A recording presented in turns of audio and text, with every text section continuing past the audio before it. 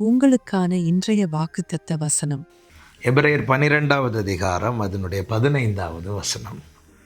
ஒருவனும் தேவனுடைய கிருபையை இழந்து போகாதபடிக்கும் யாதொரு கசப்பான வேர் முளைத்தெழும்பி கலகம் உண்டாக்குகிறதினால் அநேகர் தீட்டுப்படாதபடிக்கும் ஒருவனும் வேசிக்கள்ளனாகவும் ஒருவேளை போஜனத்துக்காக தன் சேஷ்டபுத்திர பாகத்தை விற்று போட்ட ஏசாவை போல சீர்கிட்டவனாகவும் இராதபடிக்கும் எச்சரிக்கையாயிருங்கள். ஒருவனும் தேவனுடைய கிருபை இழந்து போகாதபடிக்கும் யாதொரு கசப்பான வேர் முளைத்தெழும்பி என்று வேதம் அழகாய் நமக்கு எழுதி காண்பித்து தந்திருக்கிறது.